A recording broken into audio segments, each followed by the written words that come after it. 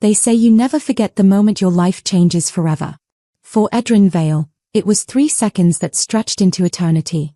Commander Thorn's blade pressed against his throat, the steel cold as winter's bite against his skin.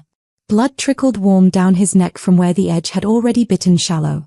Behind them, the village of Millbrook burned, smoke thick with the smell of burning thatch and human terror. Women screamed. Children wailed. Elders who had nothing to do with the rebellion huddled in the square, surrounded by soldiers with drawn swords. Kill them, or I'll kill you. Thorn's voice was flat, matter-of-fact. An order, not a negotiation. Edrin's hand trembled on his sword hilt. 28 years of life had led to this moment. Every choice, every battle, every compromise crystallizing into a single, impossible decision. This was it. This was the moment that would define everything. The moment that would mark him as either a soldier who followed orders or a man who still possessed a soul. Then the world crystallized into perfect, terrible clarity. 1 second. He saw the little girl clutching her mother's skirt. Maybe 6 years old. Dark hair in braids. The same braids his sister used to wear before the cholera took her. The girl's eyes were wide with animal fear, not understanding why the soldiers, men who were supposed to protect her, now threatened her life. 2 seconds. He saw his father's face. The way it looked the day they dragged him to the gallows. Convicted of treason for the crime of protecting civilians during the Westridge Purge. His father's last words echoed across 7 years. A sword should defend the helpless, not slaughter them. 3 seconds. Edrin dropped his sword. The clatter of steel on cobblestone was impossibly loud in the sudden silence. No. That single word condemned him. The world seemed to hold its breath. Commander Thorn's face twisted from professional coldness into something far more dangerous, personal rage. What did you just say? Edrin met his commander's eyes, his voice steady despite the terror coursing through him. I said no. I won't do it. These people are innocent. You refuse a direct order. I refuse to become a murderer. Thorn's fist struck like a hammer. Edrin tasted copper, felt his lips split. Before he could recover, guards seized his arms, men he'd fought beside, drunk with, called brothers. Their grips were iron, their faces carefully blank. You know what happens to traitors, Vale. Thorn retrieved Edrin's fallen sword, studying it with theatrical slowness. Your father learned. Now you will too. The execution order was signed before dawn. Edrin spent the night in chains in a cell that smelled of piss and despair, listening to the sounds of Millbrook being pacified. By morning, the screaming had stopped. 4 to 7 civilians dead. 4 to 7 souls that would haunt him regardless of whether he lived or died. But they would haunt him as witnesses to his choice, not as victims of his blade. The hanging was scheduled for noon. Public. Humiliating. A message to any other soldier who might consider growing a conscience. Edrin never made it to the gallows. In the chaos of transferring him from the cell to the execution cart, in the moment when the guard's attention wavered just slightly, he ran. A single opportunity, likely never to come again. He took it. Bleeding from sword wounds, gifts from guards who weren't quite as careless as they seemed, he stumbled north. Away from the King's Road. Away from civilization. Toward the one place no sane human would ever flee. The Thornwood. Forbidden territory. The border between the human kingdom of Alderney and the wolf clans who ruled the ancient forest. Every child knew the stories. Every soldier knew the warnings. Cross into the Thornwood, and you don't come back. The wolves show no mercy. They kill trespassers on sight. No trials. No second chances. But Edrin was a dead man either way. At least in the Thornwood, he'd die free rather than with a noose around his neck and shame carved into his name. He crossed the border at dusk, when the light bled red through the trees and shadows grew long and hungry. His vision blurred. Blood loss and exhaustion warred for control of his body. The sword wound in his side, deeper than he'd realized, leaked crimson with each staggering step. Snow began to fall. Early for the season, but the Thornwood made its own weather. Each flake was a small mercy, cooling his burning skin, covering his trail. His legs gave out a mile past the border. Edrin collapsed into snow already stained red from his passage.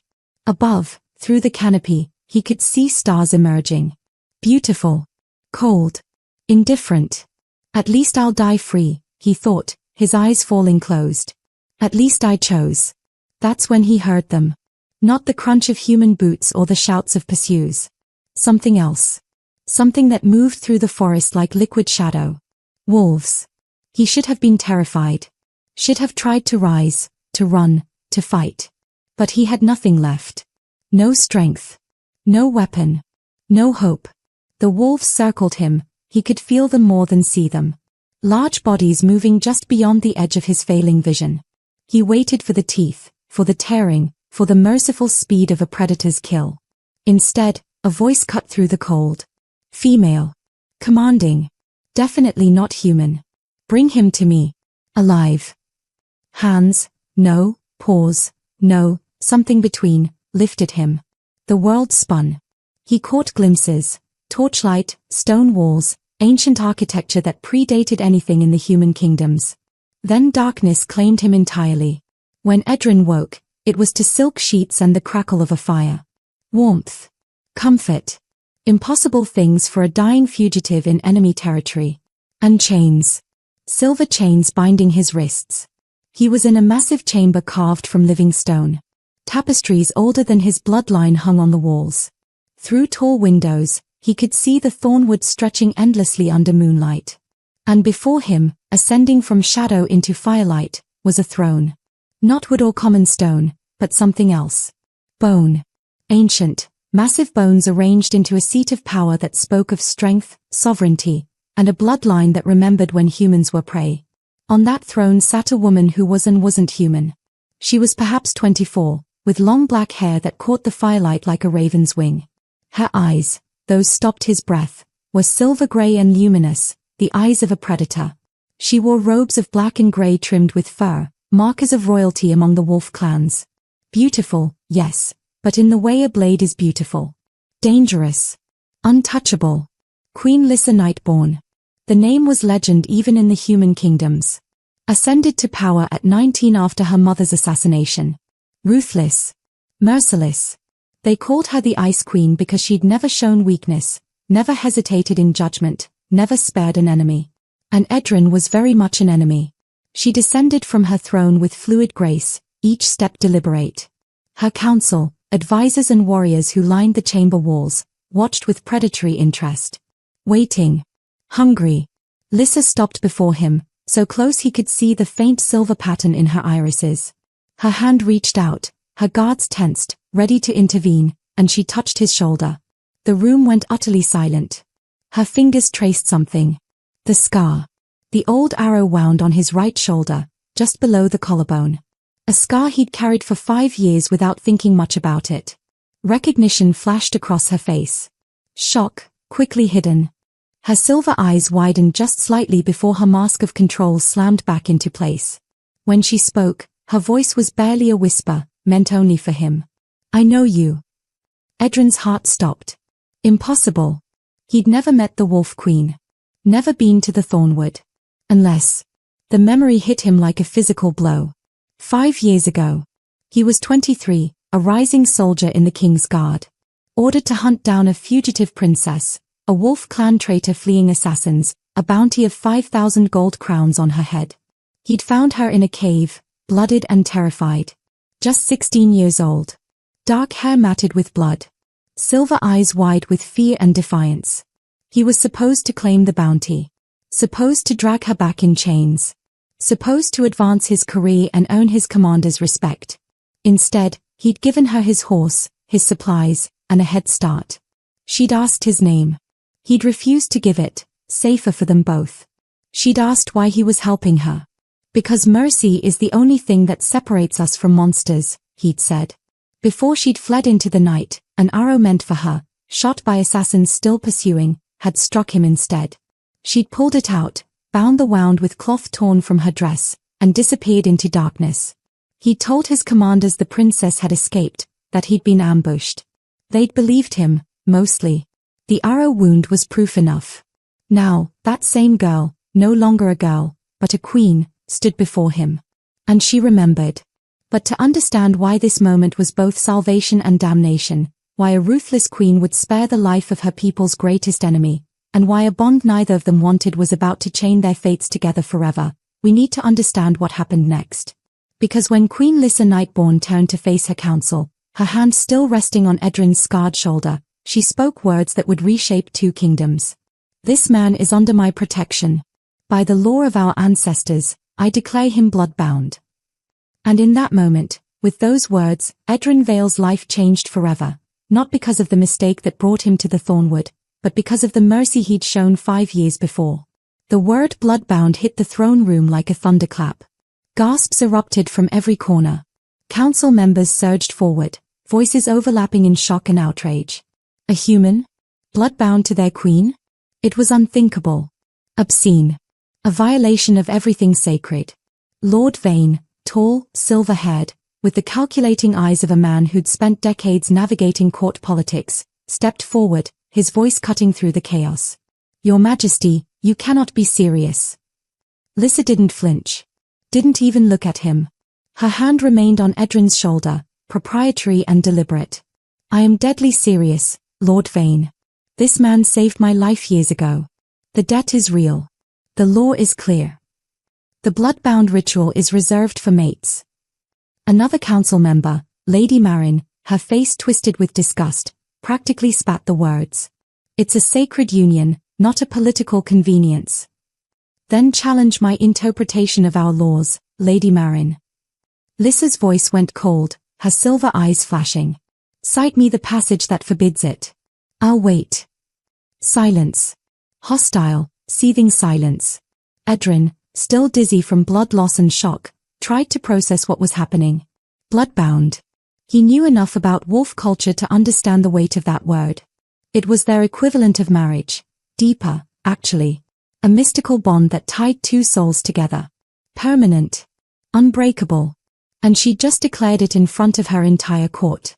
For a human. For an enemy. Why?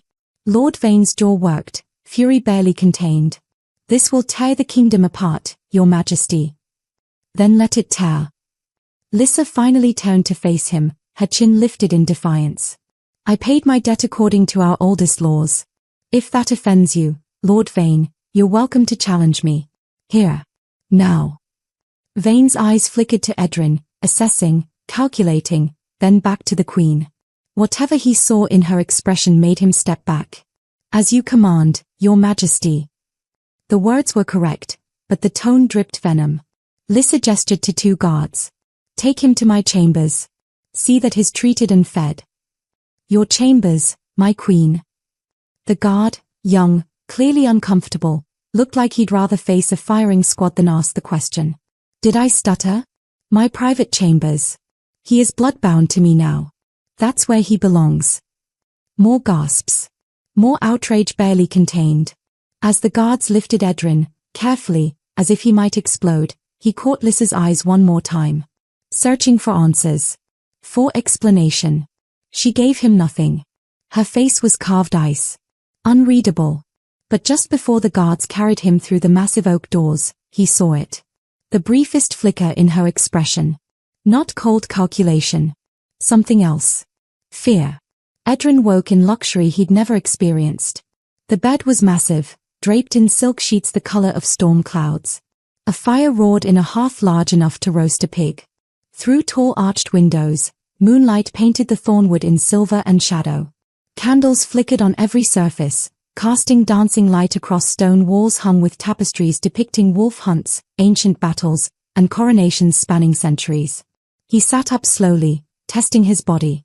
Clean bandages wrapped his ribs and shoulder.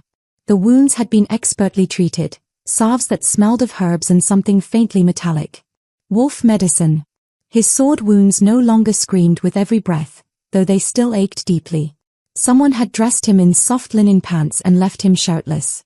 Appropriate for a patient, but he felt exposed. Vulnerable. A young woman, Wolf clan, judging by the faint silver tint to her eyes, entered carrying a tray. She wouldn't meet his gaze. Water. Bread. Broth. Her voice was clipped, nervous. The Queen will join you shortly. Do not attempt to leave. Leave.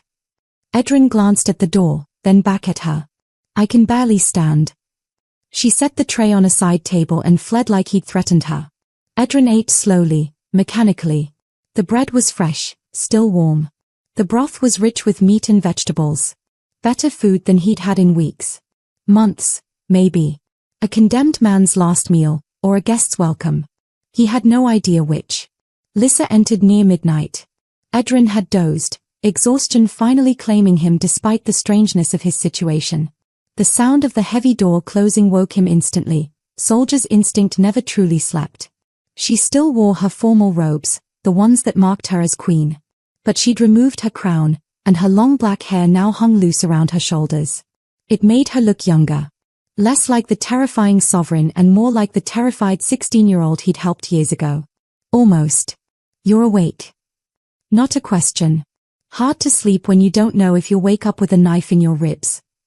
A ghost of a smile touched her lips. If I wanted you dead, you'd already be dead. Comforting. She crossed to the fireplace, staring into the flames. Her back to him, a gesture of either trust or indifference, he couldn't tell which. What game are you playing? Edrin asked finally. The question had been burning since the throne room. No game. I paid a debt. By declaring me your bondmate? There had to be another way. She turned to face him, and in the firelight, he saw the exhaustion in her eyes. The weight. There wasn't. Not one that would have kept you alive. Edrin frowned. What do you mean?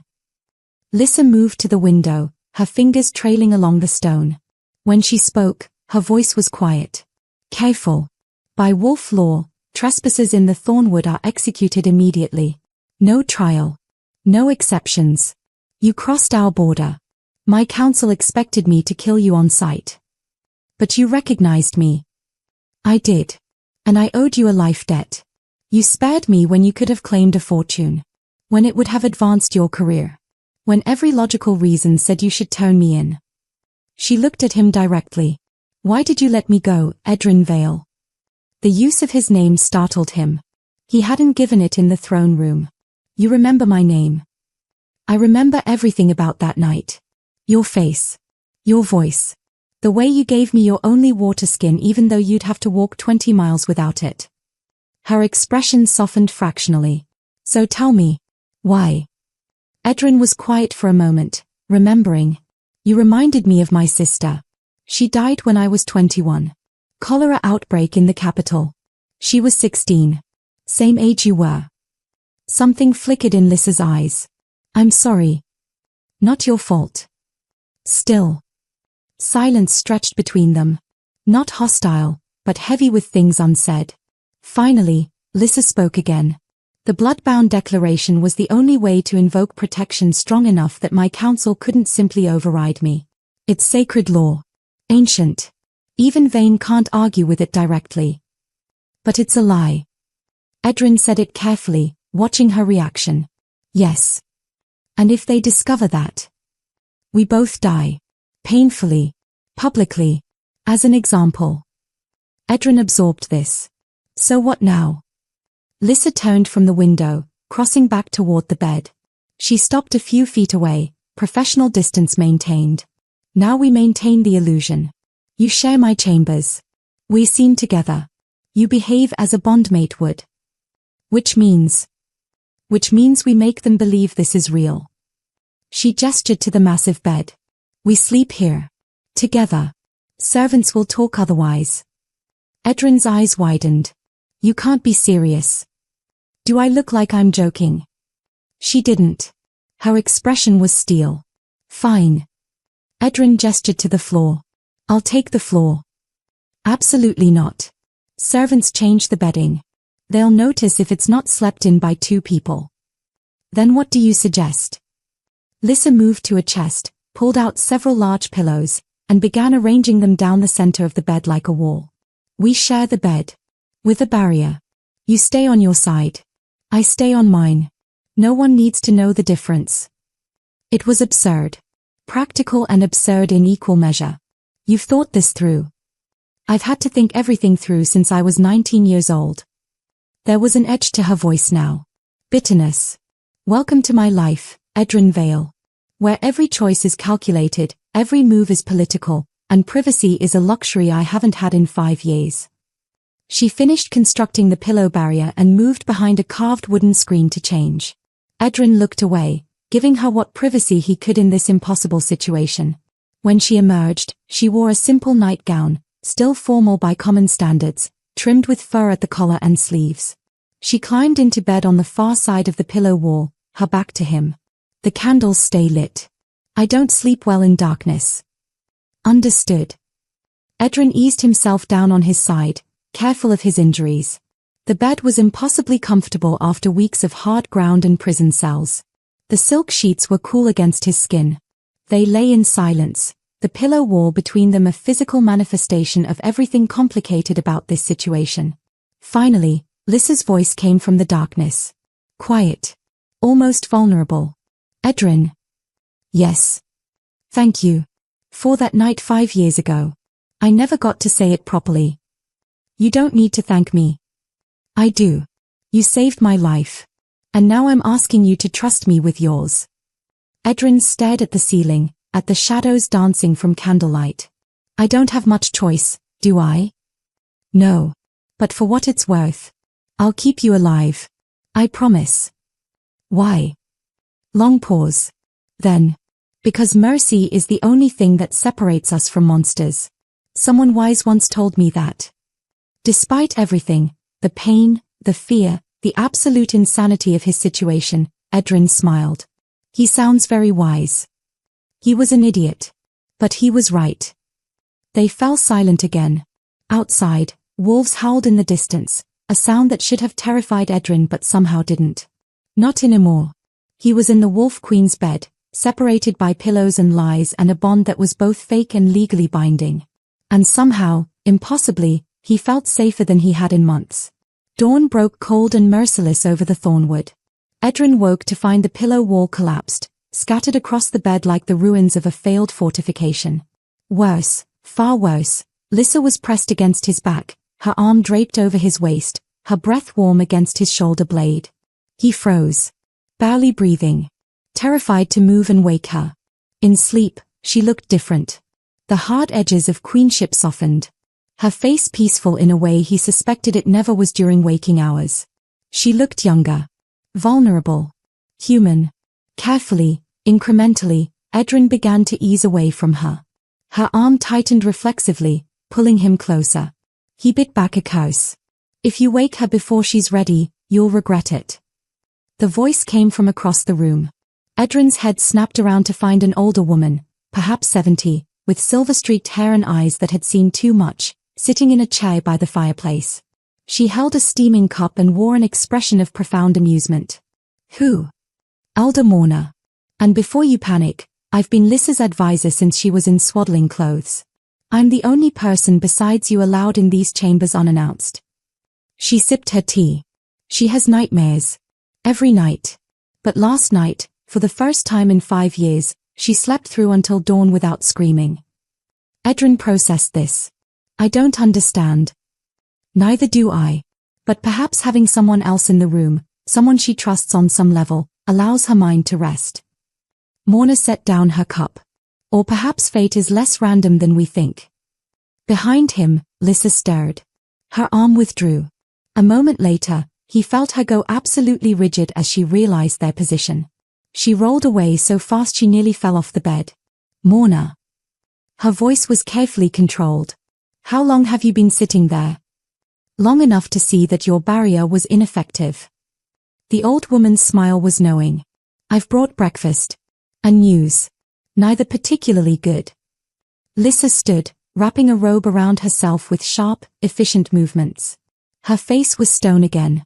The vulnerable sleeping woman replaced by the Ice Queen. What news? Lord Kale arrived an hour ago. He's demanding an audience. And has brought his champion. Edrin saw Lyssa's jaw tighten. Of course he has. Who's Lord Kale? Edrin asked, sitting up carefully. Mourner answered before Lyssa could. Lord Kale Ironpaw. Leader of the Northern Packs. Old blood. Traditional. And deeply offended by your existence. He's challenging the bond, Lyssa said flatly. Isn't he? Mourner nodded. Trial by combat. He claims the bloodbound declaration is false. That you're protecting a human for political reasons rather than sacred ones. And if we refuse the challenge, it will be seen as admission of guilt. The council will have grounds to overrule you. At best, they'll exile the human. At worst. Morna didn't finish. She didn't need to. Edrin stood, ignoring the protest from his healing wounds. What are the terms? Both women looked at him. If Kale challenges the bond, Edrin continued, presumably someone has to defend it. That would be me. You can barely walk, Lyssa said sharply. You're in no condition to fight. How much time before the trial? Morna and Lyssa exchanged glances. Finally, Lyssa answered. 3 days. By law, we have 3 days to accept or refuse. Then we accept. And you train me. Train you. Lyssa's laugh was bitter. To fight a werewolf champion? In 3 days? Even if you were at full strength, it would be impossible. Edrin met her eyes. Good. I've been doing impossible things all week. Let's add one more. The training courtyard was ancient stone, worn smooth by centuries of combat. Dawn light painted everything in shades of grey and gold. Edrin stood in the center, feeling distinctly outmatched. Across from him stood Theron, Lyssa's captain of the guard. A massive wolf warrior, easily 6.5 feet tall, scarred from a lifetime of battles. His arms were thicker than Edrin's thighs. His expression suggested he'd rather be literally anywhere else. This is pointless, Theron said, not to Edrin but to Lyssa, who watched from a raised platform. He'll be dead in 30 seconds. Then make it 60, Lyssa replied coolly. Teach him. Teach him what? How to die slightly slower. Teach him to survive. Theron sighed heavily, then turned to Edrin. You ever fought a wolf before? Not intentionally. Then you're about to learn why humans usually lose. What followed was less training and more systematic humiliation. Theron moved like liquid violence, faster than anything that size should move. Within seconds, Edrin was on his back, the breath knocked from his lungs. Then again. And again. By the 10th brutal takedown, Edrin's vision swam. Blood from his split lip mixed with the taste of dirt and shame. Every old wound screamed. His body begged him to stay down. Theron turned away, dismissive. Enough. This is cruel. Again. Lyssa's voice cut across the courtyard. Cold. Commanding. Theron looked up at her. Your Majesty, he's finished. I said again. Silence. Even the guards training nearby stopped to watch. Lyssa descended from the platform, crossing the courtyard with predatory grace. She entered the sparring ring, stopping directly in front of Edrin where he lay gasping in the dirt. When I was 16, she said, her voice carrying to every corner of the courtyard, I fought 12 assassins in a single night. Men twice my size. Trained killers. Do you know how I survived? Edrin spat blood. Because you're a wolf. No. She extended her hand. Because I refused to stay down. Their eyes met. Silver on brown. Queen and condemned man. Every time they knocked me down, I got up. Every time they cut me, I cut them back. Every time they told me I was too young, too weak, too female, I proved them wrong. Her hand remained extended. An offer. A challenge. You want to survive this trial? Then stop fighting like a soldier. Soldiers follow orders and die when told. Fight like a man who has something worth living for. Slowly, painfully, Edrin reached up and took her hand. Her grip was iron. She pulled him to his feet with surprising strength. Again, she said quietly.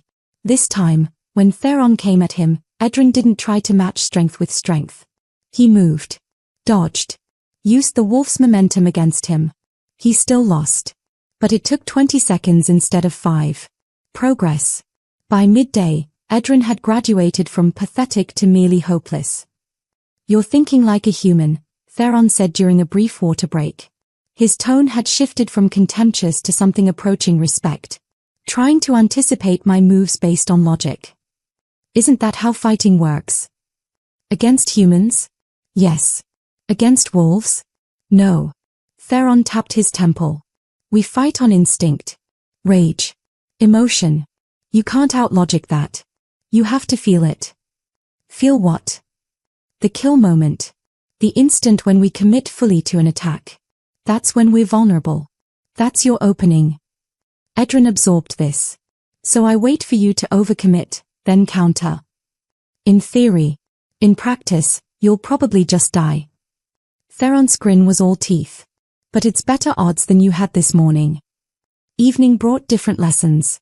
Lyssa had dismissed Theron and the guards. Now it was just her and Edrin in the fading light. She'd removed her formal robes, wearing instead simple training leathers that allowed free movement. She was fast. Terrifyingly fast. But she pulled her strikes, Edrin noticed. Teaching, not trying to kill. Your footwork is terrible, she said, sweeping his legs for the dozenth time. You plant too firmly. Commit too hard to each position. I was trained for formation fighting, Edrin gasped, climbing to his feet once more. Shoulder to shoulder. Hold the line. Well, there's no line here. Just you. She circled him. Show me what you can do when there's no one to hide behind. The taunt was deliberate. Designed to provoke. Edrin knew it intellectually but still felt the anger flare. He attacked, faster than before, drawing on reserves he didn't know he had. Lyssa blocked, redirected, but something changed. She wasn't toying with him anymore. This was real sparring. They traded blows in the dying light. His human stamina against her supernatural speed. Neither gaining clear advantage. Then Edrin saw it. The opening. The moment Theron had described. Lyssa overextended on a strike, committed fractionally too much. Edrin swept her legs. She went down. For one stunned second, they both stared at each other. Then Lyssa laughed, genuine, surprised laughter that transformed her face. You're learning. Edrin offered his hand. She took it, letting him pull her up. Their faces were close now. Breathing hard. Sweat slicked and exhausted. Why are you doing this? Edrin asked quietly. Personally training me. You could delegate this to Theron. Lyssa's expression shifted.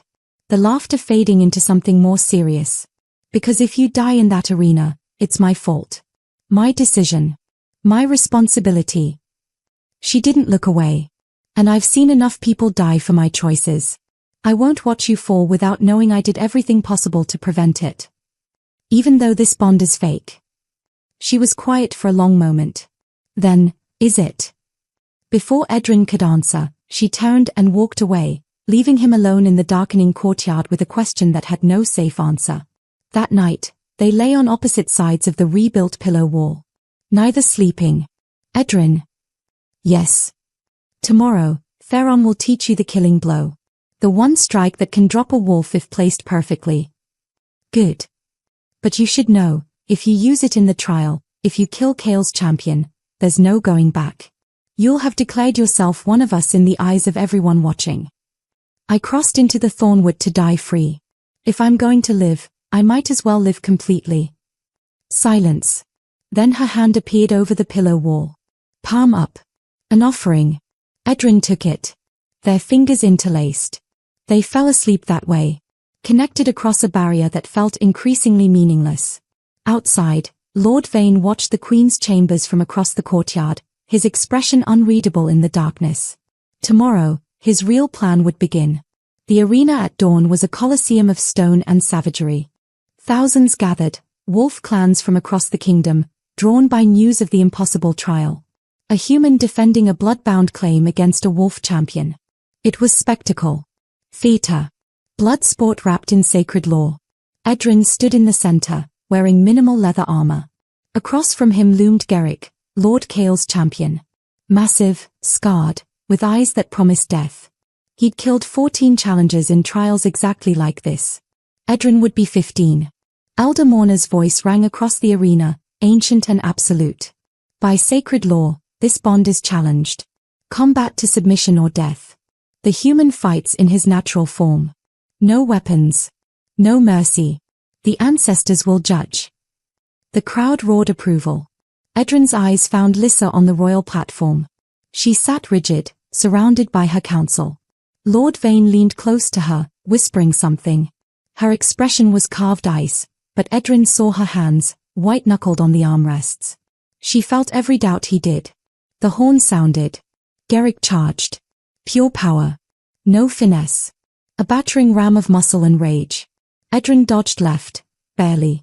Claws raked across his shoulder, drawing blood. The crowd's roar intensified. First blood. Always a good omen for the wolf. Pain lanced through Edrin's arm. The shoulder wound, his soulmark side, burned with unexpected intensity. On the platform, Lyssa gasped, her hand flying to her own collarbone. The bond. Even fake, even impossible, something connected them. Garrick spun with supernatural speed, backhand strike aimed at Edrin's head. Would have decapitated a normal man. Edrin dropped low, rolled, came up moving.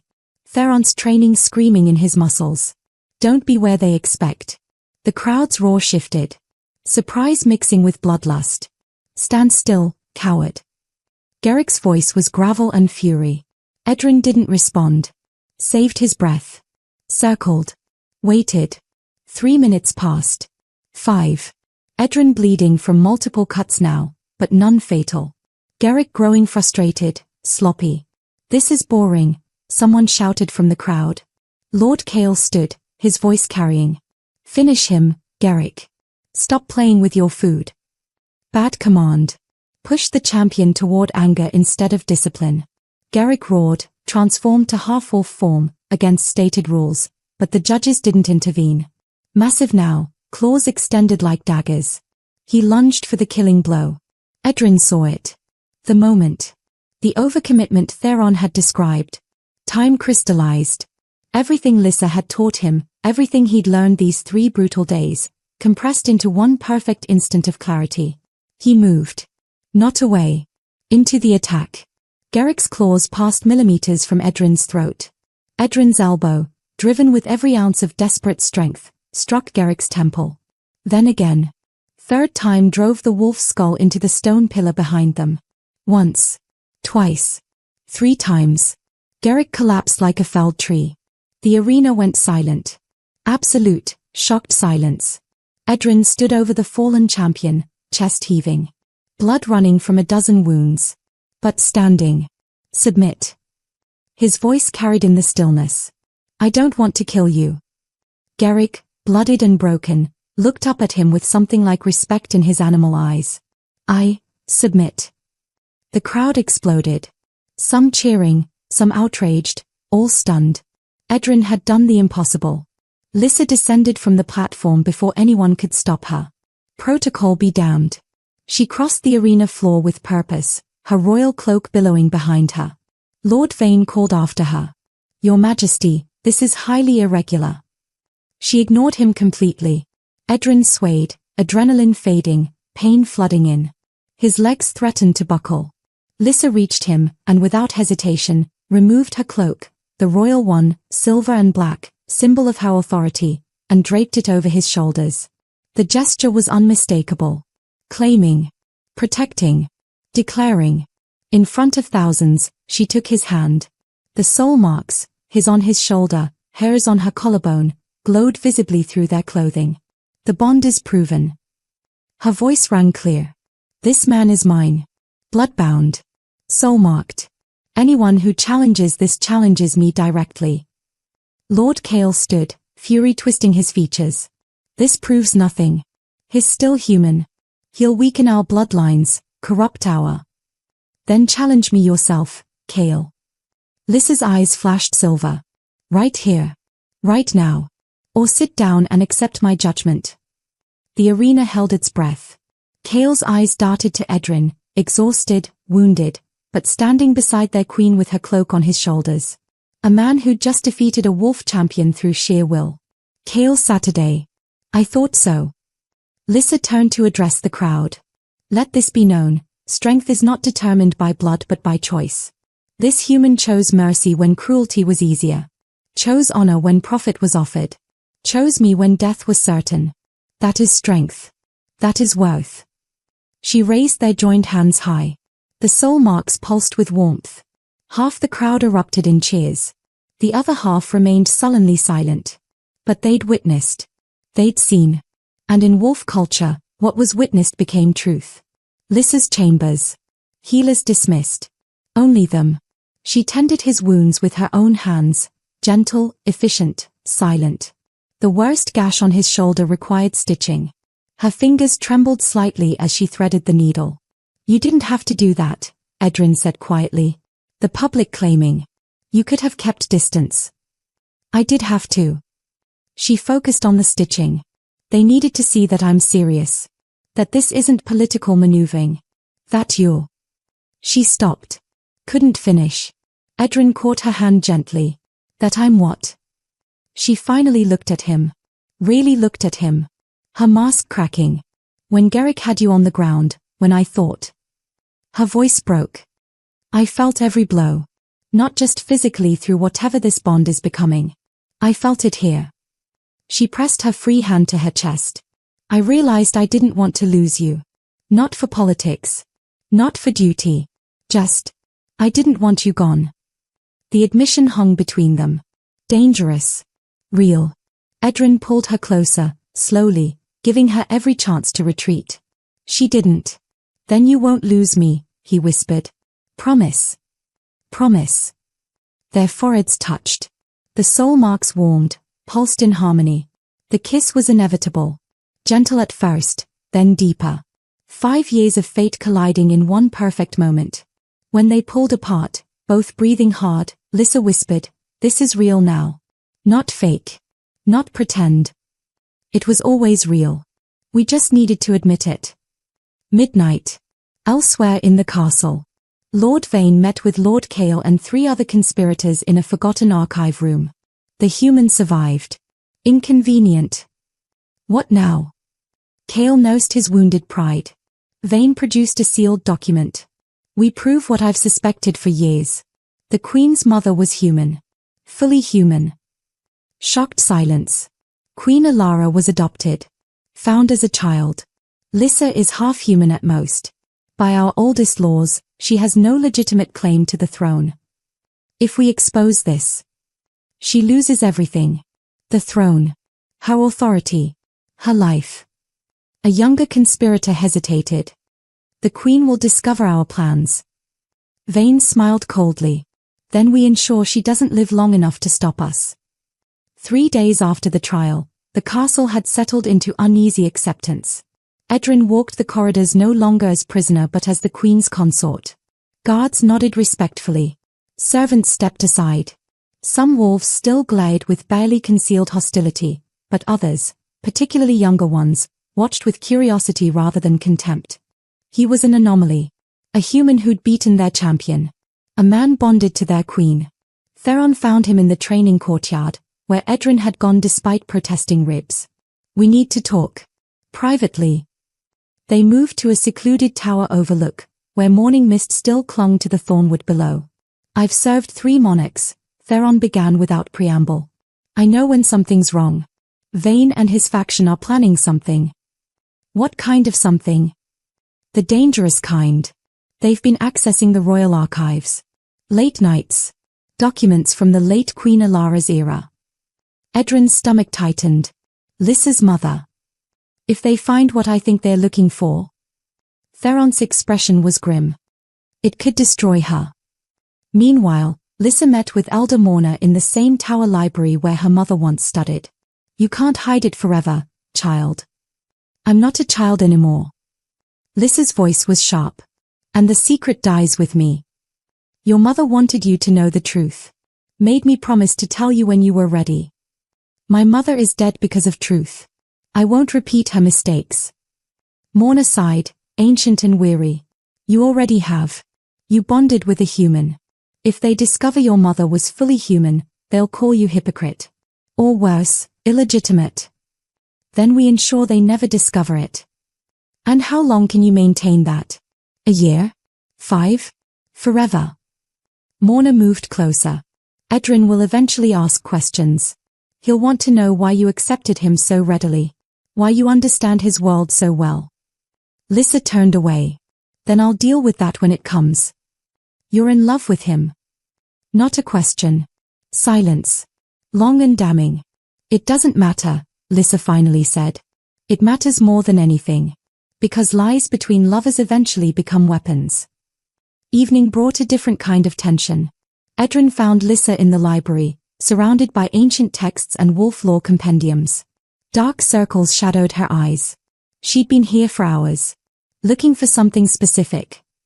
She startled, hadn't heard him approach. Legal precedents.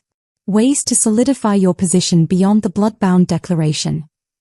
Or you could sleep occasionally. I'll sleep when I'm dead. Which will be sooner if you don't rest. Edrin sat across from her. Talk to me. What's really going on? Lyssa's walls went up instantly. Nothing I can't handle. Lyssa. He reached across, took her hand. We're past pretending with each other, aren't we? She looked at their joined hands, the soul marks visible on both. Finally, she spoke. Tell me about your mother. The question caught him off guard. Why? Because I want to know. I know about your father, your sister. But you never mention your mother. Edrin was quiet for a moment. She left when I was 8. Just disappeared one day. My father said she couldn't handle the military life. Always moving, never settling. Do you resent her? I did. For years. But eventually I understood. Some people aren't built for cages, even comfortable ones. Lyssa's expression shifted. Understanding. Recognition. Tell me about yours, Edrin prompted gently. My mother was. She paused, choosing words carefully. Complicated. She became queen through skill, not birth. Spent her reign fighting to prove she deserved the throne. Fighting who? Everyone. My father most of all. Her voice went cold. He was cruel. Violent. Used his fists when words failed. My mother tried to leave him several times. Edrin's hand tightened on hers. The scars on your back. Those are from him. A reminder of what happens when you show weakness. That's not weakness. That's survival. She met his eyes. Is it? Sometimes I wonder if surviving is just another form of cowardice. You're the bravest person I've ever met. You barely know me. I know enough. The moment stretched. Intimate. Dangerous. Edrin, there are things about my past, about my bloodline, that could change how you see me. Try me. She opened her mouth. Closed it. The secret right there, ready to spill. Then bells rang. Alarm bells. They found chaos in the main hall. A servant, young, terrified, had been caught fleeing the castle with stolen documents. Guards surrounded him, and in the center stood Lord Vane, looking appropriately concerned. Your Majesty, Vane began smoothly. This servant was attempting to sell royal archives to human merchants. Treason of the highest order. Lyssa studied the scene. Something felt wrong. What documents? Medical records. Historical lineages. Sensitive material that could be weaponized by our enemies. The servant sobbed. Please, Your Majesty, I was told they were worthless. Just old papers no one needed. Who told you that? Edrin stepped forward, his soldier's instinct sensing deception. The servant's eyes darted to Vane, then away. I don't remember. You're lying. Theron's voice cut through. And you're a terrible liar. Vane's expression flickered. Just for an instant. But Lyssa caught it. Captain Theron, take the servant into custody. Private interrogation. No one else present. Your Majesty, Vane protested, as your chief advisor, I should be. You should be grateful I'm not arresting you alongside him. Lyssa's voice went arctic. Something about this situation stinks, Vane. And I intend to discover what. She swept from the hall, Edrin following. Behind them, Vane's mask slipped completely. Pure hatred in his eyes. Lyssa's chambers. Midnight. She paced like a caged wolf. He's moving against me. I can feel it. Then we move first. Edrin watched her from the window seat. What does Vane want? The throne. Power. What all ambitious men want. No. Edrin shook his head. It's more specific. He's after something particular. The archives. Your mother's records. Why? Lyssa stopped pacing. Her face went pale. He knows. Knows what? She looked at him. Fear naked in her eyes. My mother was human. Fully human. Found as a child, raised by the previous queen. I'm half human at most. If Vane proves this to the kingdom, you lose everything. Worse. We both die. Because the bond between us becomes proof of my contaminated bloodline. Edrin absorbed this. The secret she'd been protecting. The weight she'd carried alone. He stood, crossed to her, took her face in his hands. Then we don't let him prove it. Edrin, you don't understand the implications. I understand perfectly. You're half human. So what? You're the best leader this kingdom has had in generations. Your blood doesn't change that. It changes everything to them. Then we change their minds. He pressed his forehead to hers. Together. Like we've done everything else. She closed her eyes, leaning into him. I don't deserve you. Probably not. But you're stuck with me anyway. A knock interrupted them. Theron entered, his expression grave. The servant talked. Vane paid him to steal specific documents, Queen Alara's birth records, medical histories, lineage charts. Where are those documents now? Lyssa asked. That's the problem. They are gone. Vane has them. Lyssa and Edrin exchanged looks. Then we have maybe a day before he moves publicly, Edrin said. Less, Theron corrected. There's a full council session tomorrow evening. Perfect stage for dramatic revelations. Lyssa straightened, Queen once more. Then tomorrow evening, we end this. One way or another. The spring equinox feast was mandatory tradition. All nobles, allies, and enemies gathered under sacred truce. Lyssa had to attend. Refusing would signal weakness. I don't trust this. Edrin adjusted the formal attire wolves had provided, dark leather and silver clasps that marked him as consort. Neither do I. Lyssa wore ceremonial robes, her crown heavy with authority. But we show strength, not fear. Or we walk into a trap. Then we walk into it together. The great hall blazed with light and sound. Hundreds of wolves, music flowing, tables laden with enough food to feed armies. Lyssa and Edrin entered to a mixture of reactions, applause from supporters, cold silence from others. The kingdom remained divided. They took places at the high table. Vane sat close, wearing false warmth like a mask. Throughout the evening, nobles approached. Some pledged loyalty genuinely. Others made veiled threats disguised as pleasantries. Lord Kale made snide comments about human contamination. Lady Sarah countered with stories of Edrin's bravery. The feast became a verbal battlefield. Then Lady Sarah approached privately, bowing to Edrin. Commander Vale, I wanted to thank you. For what? My brother served in the human army. He told me about you. How you protected civilians in Westridge. You saved his village. She bowed deeply. Not all of us fear change. Some welcome it. After she left, Lyssa's hand found Edrin's under the table. Squeezed gently. Small victories in a larger war. Vane stood, calling for silence. Raised his goblet. A toast. To our queen, to new beginnings, and to the strength of pure bloodlines. Deliberate pause. However they may be tested. The threat was clear to those who understood. Lyssa stood, her own goblet raised. To strength. Which comes not from blood, but from character. She drank. Edrin drank. Across the table, Elder Mourner's eyes widened in horror. No. Within seconds, Lyssa gasped. Her goblet shattered on the floor. She collapsed, convulsing. Chaos erupted. Guards rushed forward. Healers called. Edrin caught her as she fell. What did you do? He roared at Vane. Vane stepped back, performance perfect. Someone call the healers. The queen has been poisoned. Edrin's mind raced. The wine. Same carafe. His goblet still half full. If the poison was in the wine, it was in his cup too. Without hesitation, Edrin drank the rest. Are you insane? Theron grabbed his arm. She drank first. I need to know what it is. Edrin felt the poison burn through his veins. Need to help. He collapsed beside her. The healing chambers. 2 patients, queen and consort.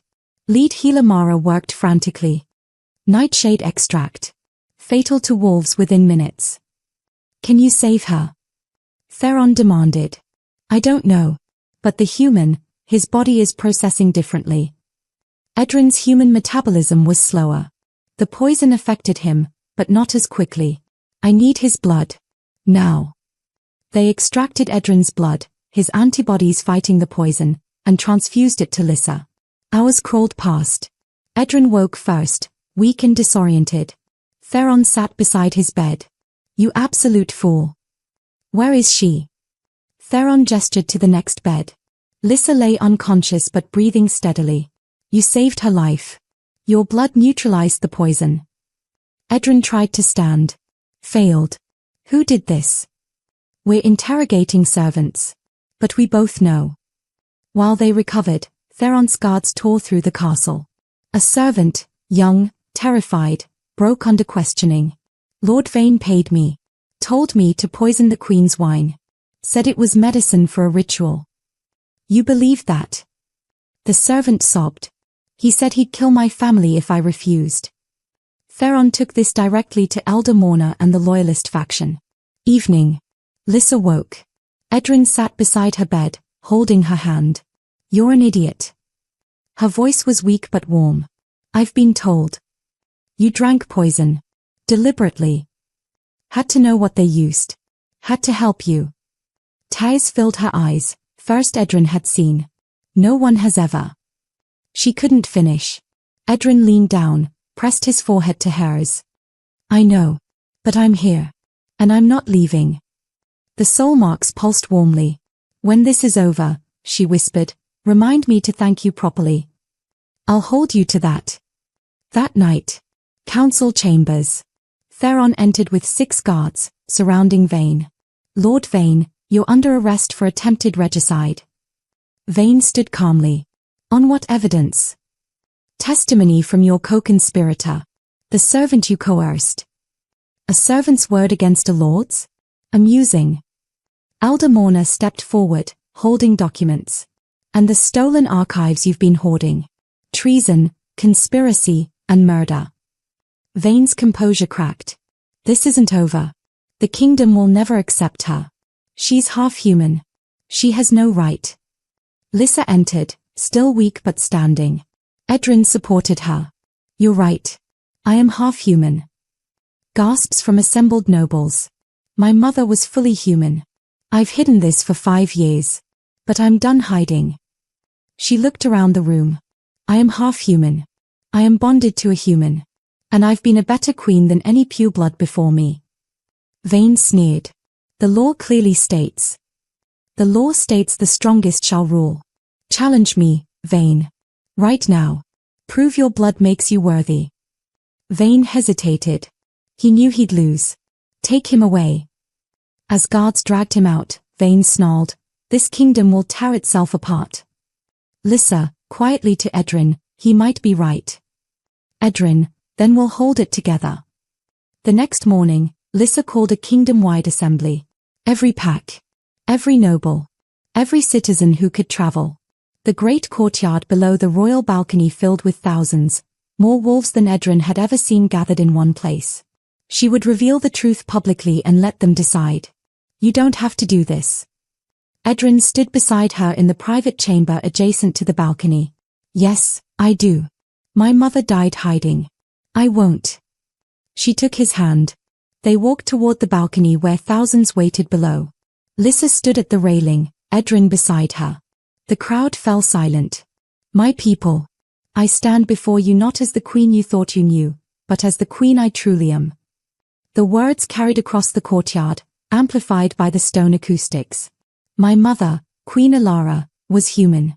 Fully human. I am half human. For 5 years, I've hidden this truth, believing you would never accept me if you knew. Murmurs rippled through the crowd. Shock. Disbelief. Anger. I was wrong to hide it. Not because I'm ashamed, but because I underestimated you. She gestured to Edrin. This man is my bondmate. Not by deception, but by fate. He has proven himself in combat, saved my life at the cost of his own, and shown more honor than many purebloods I have known. Louder murmurs. Some angry shouts. I will not beg for acceptance. I have bled for this kingdom. I have fought for you. I have led you through famine, war, and loss. My blood does not define my strength, my actions do. She drew her ceremonial blade, raised it high. If anyone believes they can rule better, challenge me now. By combat, by law, by any means. But if you cannot, then accept me as I am, or choose another. Heavy silence. Then Lady Sarah stepped forward. I stand with the Queen. Her voice rang clear. My family has served the crown for 6 generations. Queen Lyssa is the strongest, wisest, and most just ruler I have known. Her blood changes nothing. Theron dropped to one knee. I pledge my sword, my loyalty, and my life. Not to a title, to the woman who earned it. More voices joined. Guards. Soldiers. Civilians. But not everyone. Lord Cale stepped forward, flanked by a dozen nobles. This is an abomination. Our laws are clear, only pure-blood wolves can hold the throne. The crowd split. Some cheered him. Others booed. Elder Morna intervened. Show me where it says that, Lord Cale. It's tradition. It's always been. Tradition is not law. I have studied our codes for 70 years. Nowhere does it state blood purity as requirement. Only strength, wisdom, and the ability to lead. She turned to the crowd. Queen Lyssa has given us 5 years of prosperity. What more proof do you need? A child's voice cut through the tension. Why does it matter if she's half human? She's still our queen, right? Laughter rippled. Some genuine, some nervous. An old veteran spoke up. The child has a point. I've served 4 monarchs. Blood didn't make them good leaders, choices did. The tide shifted. More voices in support. Cale, desperate. This sets a dangerous precedent. Edrin stepped forward. You're right. It does. Cale smirked, thinking he'd won. It sets the precedent that strength isn't determined by birth, but by choice. I was born human. But I learned that true strength is standing for what's right, even when it costs everything. He showed his soulmark. This bond was never supposed to happen. But maybe fate doesn't ask permission. Maybe the bonds we resist are the ones we need most. Applause started. Spread. Not unanimous, but enough. Lyssa raised her hand for silence. I hear your concerns, Lord Cale. And your support. Here is my promise. I will continue to lead with strength and wisdom. Any who doubt me, I invite you to watch, to question, to hold me accountable. She sheathed her blade.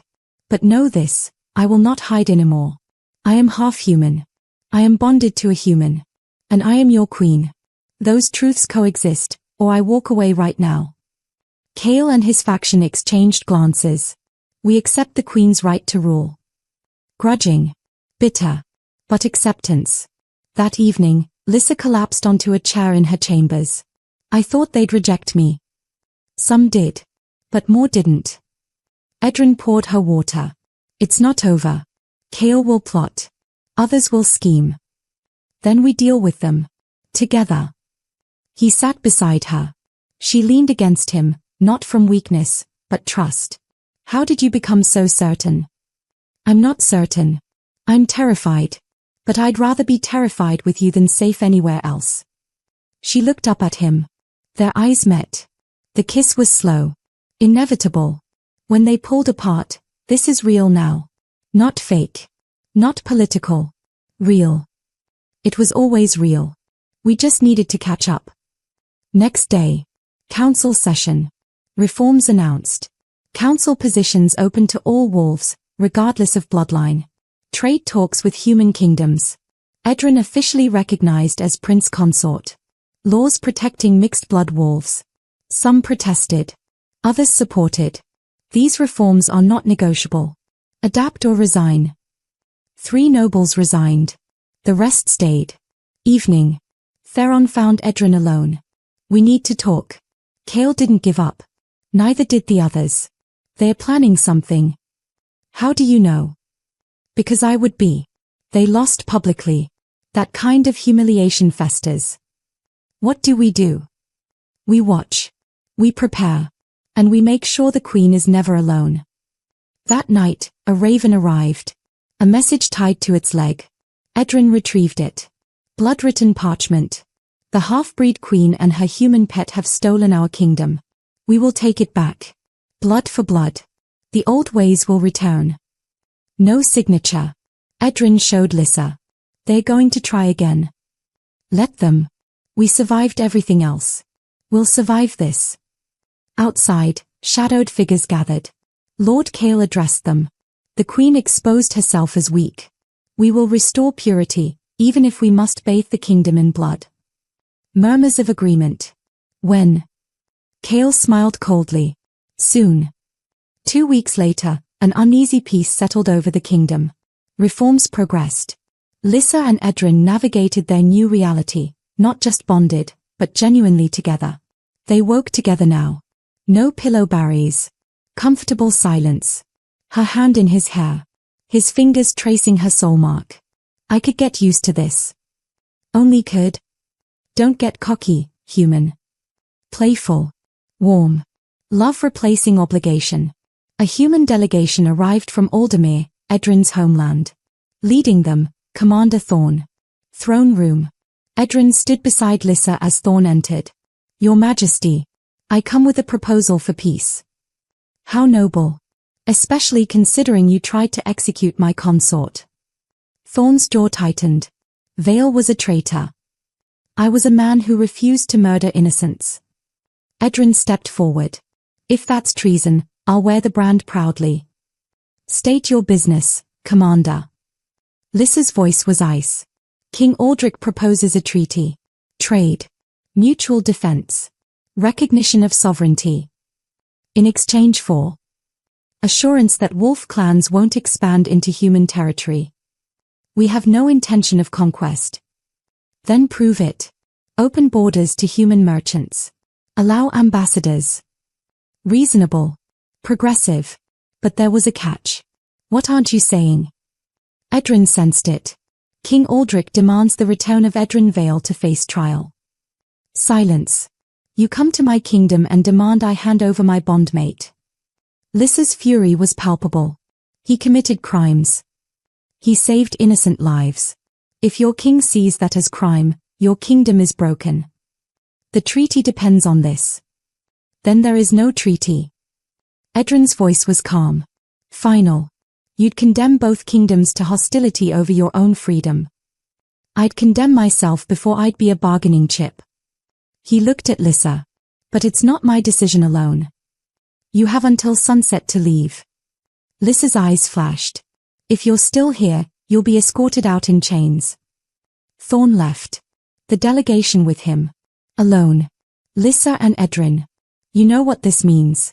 They'll see it as an act of war. Let them. I won't sacrifice you for politics. Even if it means protecting your people. She whirled on him. Don't you dare suggest. I'm not suggesting anything. But we both know. You are not expendable. You are mine, and I will burn this kingdom to ash before I let them take you. That's what I'm afraid of. They held each other, knowing the storm was coming. Midnight.